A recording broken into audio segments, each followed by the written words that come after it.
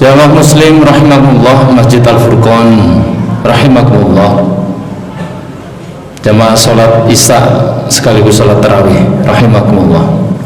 Alhamdulillah, kita bertatap muka kembali. Segala puji bagi Allah atas segala kenikmatan, Rahman dan Rahimnya. Kemudian salawat dan salam kita sampaikan kepada junjungan kita Nabi Muhammad SAW. Diminta tema khutbah pada malam hari ini, mengapa disyariatkan puasa. Sebagaimana ayat yang kita hafal dalam Al-Baqarah 183, ya ayyuhalladzina amanu kutiba alaikumusiyam kama kutiba alal ladzina min qablikum la'allakum tattaqun. Shadaqallahu adzim. Jamaah Masjid Al-Furqan rahimakumullah, Allah memerintahkan kita berpuasa sebagaimana di dalam Al-Quran dalam surat Al-Baqarah 183. Hai orang-orang yang beriman, diwajibkan kepada kalian untuk berpuasa sebagaimana diwajibkan kepada orang-orang sebelum kalian, la'allakum tattaqun, agar kalian menjadi hamba Allah yang bertakwa. Kalau kita berbicara takwa, sebenarnya ada dua unsur sederhana di dalam takwa itu, yaitu al-khauf dan ar-roja, takut dan harap.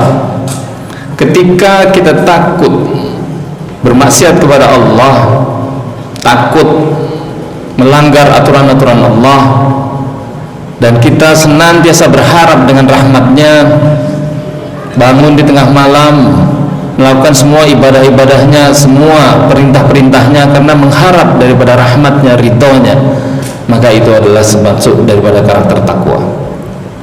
Yang menarik daripada disyariatkannya bulan puasa ini, kalau kita lihat dari sisi pandang psikologi, baik itu Islam maupun internasional maupun ilmiah maksudnya, maka sejak zaman dari dahulu, kesimpulan daripada orang-orang filsuf ataupun cara pandang ilmiah, di dalam diri kita ini senantiasa ada pertempuran al-haq wal batil.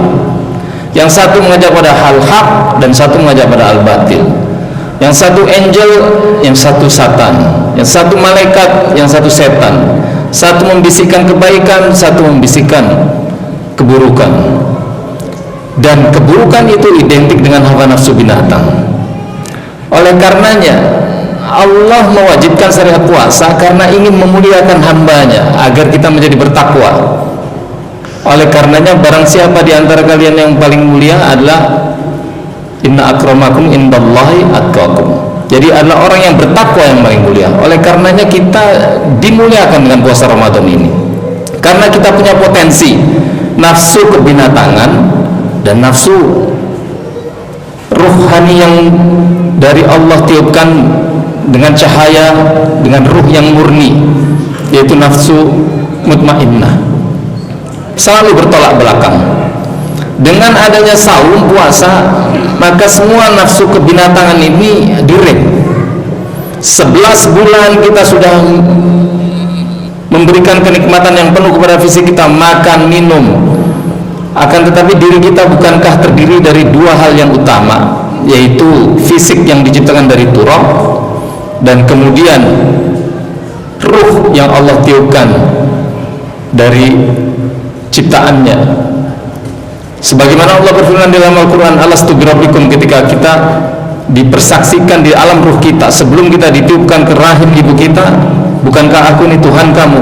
Qalu bala sahidna, benar engkau adalah Tuhan kami. Antakula yaumil qiyamati inna kunna hadza ghafilin, agar kalian nanti kelak nanti di hari kiamat tidak bisa lagi berpaling bahwa aku lalai dengan masalah ini. Ma'asyiral muslimin rahimakumullah, berkaitan dengan nafsu binatang ini dari segi morfologi anatomi kita, ini ada keajaiban daripada Al-Quran. Kalau kita lihat struktur dari otak kita, ada bagian otak kecil yang bentuknya seperti reptil, maka disebut reptilian brain. Maka reptilian brain ini dia mengambil alih atau kendali ketika kita mendapat ancaman, maka kita bereaksi, apakah kita fight ataukah kita lari. Ketika dia lapar, saya harus makan, itu reptilian brain. Nafsu seksual dikendalikan reptilian brain. Jadi banyak kegiatan-kegiatan kita yang sederhana dikendalikan oleh reptilian brain. Yang jadi masalah kalau kita menyerahkan kehidupan kita dengan reptilian brain ini, maka kita tidak menggunakan otak besar kita yang namanya neokortex, yang warnanya abu-abu berlipat-lipat, banyak di situ susunan sarafnya, yang berguna untuk memikirkan hal-hal yang kompleks, yang penuh dengan analisa. Akan tetapi kalau sudah dia aktif yang namanya otak reptil ini, maka dia di-bypass, karena dengan melemparkan hormon dopamin, maka otomatis neokortex istirahat. Maka dengan saung ini, reptilian brain kita diistirahatkan supaya potensi ruh kita naik. Apa sih sebenarnya yang dikendalikan reptilian brain? Kalau kita mendapat ancaman, kita mau fight atau mau lari, itu reptil. Kemudian ketika ibu-ibu belanja di supermarket, begitu lihat barang, maka diambil sana. Nah, ketika kita selesai belanja, kenapa kok tadi belanja ini ya? Padahal ini nggak perlu. Karena yang bekerja otak reptilnya. Oleh karenanya, oleh para investor, kalau para konglomerat, kalau para ekonom, diteliti itu perilaku belanja di supermarket.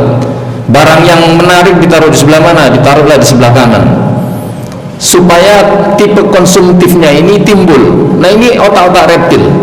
Maka ketika belanja, otomatis kalau orang Indonesia pasti salah supermarket dari hasil survei dengan CCTV dialihkan ke sebelah kanan. Dan ketika kita belanja, main ambil sana ambil sini, nah itu reptil. Ketika main game, otak mana yang aktif? Bukan otak neokortex. Neokortex begitu kompleks.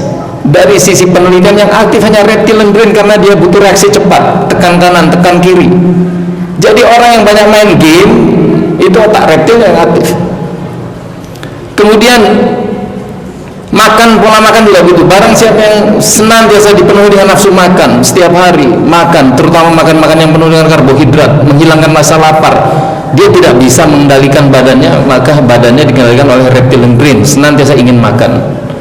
Nafsu untuk mengungguli dari yang lain atau ingin menunjukkan supremitas di dalam masyarakat, itu reptilian brain. Sebagaimana singa ingin menunjukkan eksistensinya di masyarakat, dia harus tarung dengan singa yang lain, baru dia bisa menguasai daerahnya.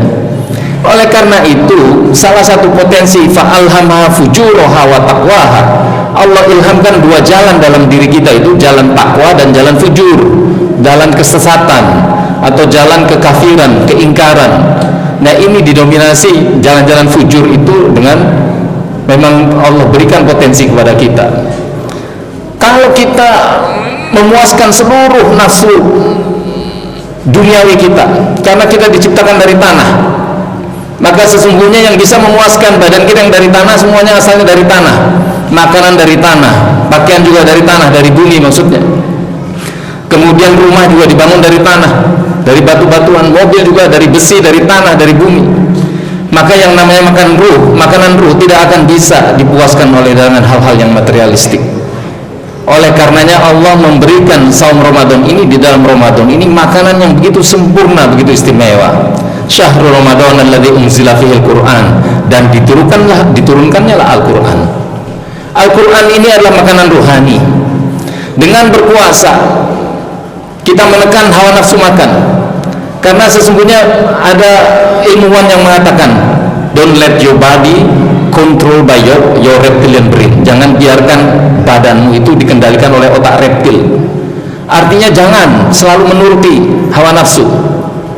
Oleh karenanya dengan berpuasa, maka salah satu cara pengendalian yang efektif. Memang betul reptilian brain ini bisa dikendalikan dengan apa saja. Dengan berpuasa, dengan zikir, sholat.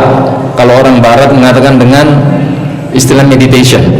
Akan tapi kalau kita sholat, zikir, kemudian dengan cara membaca Al-Quran, karena dengan membaca Al-Quran dengan makhraj yang benar, panjang pendek yang benar, itu sudah melatih otak dengan begitu kompleks, dan di situ ada makanan ruh. Itu termasuk dari meditation. Kemudian dengan apa lagi? Kemudian kita mengistirahatkan yang namanya reptilian brain, hawa nafsu kita. Selain dengan baca Al-Quran, dengan berpuasa, dengan zikir, kita juga misalnya belajar mengaji, kemudian atau mengisi mengaji, atau belajar mengaji, mengisi kajian, belajar, itu melibatkan yang namanya neokortex. Sehingga kalau orang banyak melatih potensi dirinya dalam kebaikan, maka otomatis potensi kebinatangannya ini yang dikendalikan reptilian brain ini akan bisa dikendalikan. Akan tetapi kalau dia membiarkan dirinya kecanduan dengan hal-hal tertentu, semua hal yang kecanduan itu sifatnya dikendalikan reptilian brain. Kecanduan apa? Rokok, reptilian brain. Pornografi, nonton video porno, gambar porno, itu reptilian brain, itu bukan neokortex. Kemudian main game, kecanduan makanan, minuman, semua reptilian brain. Maka oleh karenanya kita mengendalikan kehidupan kita. Kalau kita dikendalikan dengan otak reptil kita, sedikit-sedikit marah, sedikit-sedikit fight, sedikit-sedikit ingin mendatangkan diri ini supaya lebih nikmat, maka itu kita memanjakan reptilian brain. Dengan berpuasa semuanya istirahat. Oleh karenanya Allah memberikan kemuliaan kepada umat Islam itu. Diturunkannya Al-Quran, syahrul Ramadan alladzi unzila fihil Quran hudal linnas wa bayyinatin minal huda wal furqan, sebagai petunjuk dan sebagai penjelasan kepada manusia dan sebagai pembeda. Bagaimana ceritanya Al-Quran ini Allah turunkan kepada umat Nabi Muhammad SAW? Memang sebelum-sebelumnya, sebelum Nabi Muhammad diturunkan Taurat, Injil, Zabur kepada para nabi sebagai pembeda. Petunjuk-petunjuk yang paling sempurna, akhir daripada semua petunjuk adalah Al-Quran. Oleh karenanya, ketika kita faham bahwa Nabi Adam dahulunya tinggal di surga, karena secara hakikat manusia itu diciptakan untuk tinggal di surga. Akan tetapi Allah memberikan warisan surga ini hanya kepada orang yang bertakwa. Ulaika humul warithun alladzina yarisuna al-firdausa hum fiha khalidun. Allah menggunakan kata-kata waris karena sesungguhnya bapak kita Adam sudah ada di surga. Kata Allah, uskun anta wa zawjukal jannah wa kula minha ragadan haitsu syi'tuma. Tinggallah kamu bersama istrimu di surga. Jadi makan dari makanan apa saja yang kau sukai. Wala taqraba hadhis sajarah. Tapi jangan kamu dekati pohon yang satu ini. Fatakuna minadh dhalimin. Kalau kamu dekati, kamu nanti menjadi orang yang zalim. Kemudian akhirnya dipelesetkan oleh setan dan Allah turunkan Nabi Adam ke dunia. Oleh karena itu, fa imma ya'tiyannakum minni huda.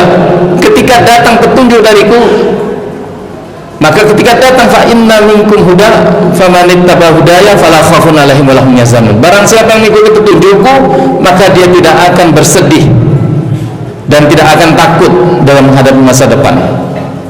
Oleh karenanya, Jamaah Masjid Al-Furqan rahimakumullah, bulan diturunnya Al-Quran adalah kesempatan bagi kita untuk memperbaiki diri kita.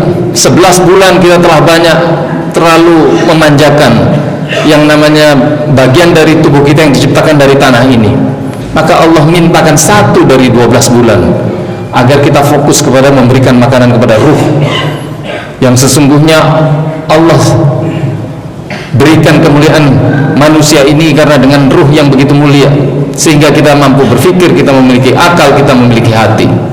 Maka barang siapa yang hatinya rusak, rusak seluruhnya. Barang siapa yang hatinya baik, maka baik seluruhnya. Jamaah Masjid Al-Furqan rahimahullah, maka dengan membaca Al-Quran kita mendapat makanan ruhani. Kemudian Allah memerintahkan kita juga untuk berdiri. Allah memerintahkan kita untuk berdiri dalam artian salat tarawih. Maka selain kita bersaum, selain kita mempuasakan atau mengendalikan atau mengecilkan potensi daripada hawa nafsu binatang ini, maka kita meninggikan dengan cara baca Al-Quran, tarawih, qiyam di waktu malam. Oleh karenanya Allah melanjutkan dengan firman-Nya, wa idza sa'alaka ibadi anni fa inni qarib ujibu da'watad da'i idza da'an falyastajibu li wal yu'minu bi la'allahum yarshudun. Ketika hambaku bertanya tentang aku, jadi bahasanya ketika, pasti hambaku akan bertanya tentang aku, itu maksudnya. Katakanlah aku ini dekat, fa inni qarib ujibu da'watad da'i idza da'an. Aku mengabulkan semua permintaan dengan kepada hambaku. Falyastajibu, tapi penuhilah dulu kewajibanmu kepadaku. Falyastajibu wal yu'minu bi, dan beriman kepadaku. La'allahum yarsudun, agar kamu senantiasa lurus. Maka qiyam kita, tarawih kita, tahajud kita, maka kita manfaatkan sebaik-baiknya untuk betul-betul menjadikan diri kita bertakwa, karena bahasa la'allakum itu adalah agar kamu. Jadi bukan suatu garansi kalau berpuasa terus bertakwa, tapi kalau kita sungguh-sungguh kita akan dapat takwa. Maka di malam-malam kita, ketika kita sahur, as-sabirina was-sadiqina wal-qanitina wal-munfikina wal-mustaghfirina bil ashar, maka kita mohon ampun. Dialah orang-orang yang sabar, orang-orang yang bertakwa, laki-laki dan perempuan, dan orang-orang yang berinfak, maka dia memohon ampun di waktu-waktu sahur. Kalau kita memohon ampun di waktu sahur, maka jangan habiskanlah waktu sahur kita hanya untuk makan. Bukankah kita berpuasa untuk melatih bahwa supaya nafsu makan kita ini berkurang? Maka makan secukupnya waktu sahur, 10 menit, 20 menit, 15 menit, kemudian waktunya gunakan untuk berzikir kepada Allah, istighfar kepada Allah. Allahumma innaka afuwun tuhibbul afwa fa'fu anni, sebagaimana yang diriwayatkan dalam hadis Bukhari Muslim. Barakallahu fikum jami'an. Al-haqqu min rabbikum, yang benar datangnya dari Allah. Billahi taufiq wal hidayah. Assalamualaikum warahmatullahi wabarakatuh.